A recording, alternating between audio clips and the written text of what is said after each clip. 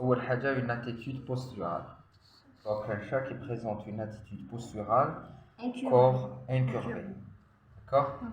Deuxième des choses, côté ataxie. Donc l'animal présente une ataxie asymétrique. D'accord? Essentiellement penché, voilà, donc généralement penché vers le côté gauche.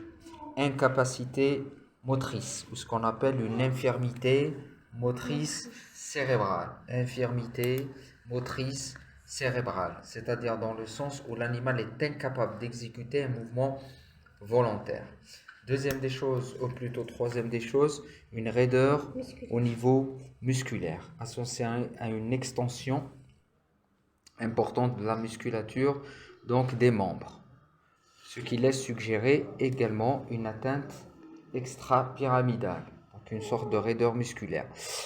Donc côté tête, si on évalue ce qu'on appelle les nerfs crâniens, on va observer nettement donc qu'il y a des lésions ophtalmiques.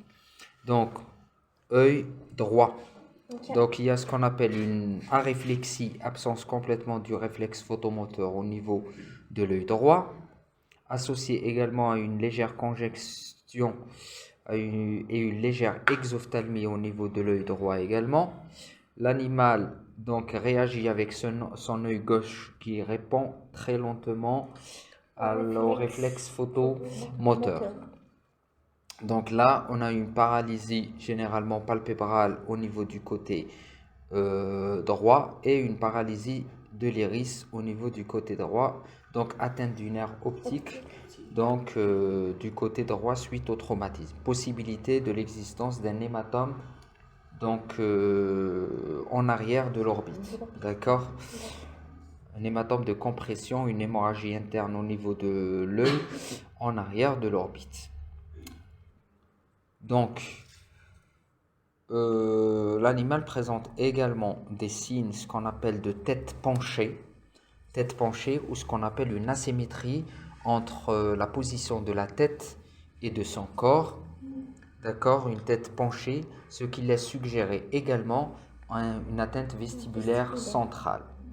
Nous avons remarqué hier l'existence ce qu'on appelle d'un nystagmus à ressort, donc un mouvement anormal de l'œil donc qui monte et qui redescend, ce qu'on appelle comme un ressort. Donc autrement dit, ça peut suggérer également une atteinte donc vestibulaire interne, de l'oreille interne, vestibulaire interne.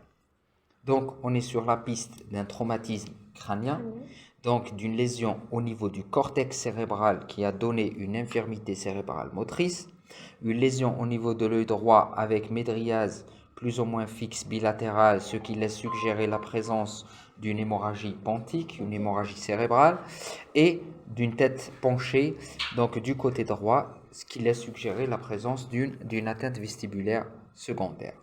Donc, lésion neurologique centrale au niveau de l'atteinte des centres nerveux avec conséquence secondaire, une atteinte du nerf optique ou de la paire numéro 2, donc suite au trauma cérébral.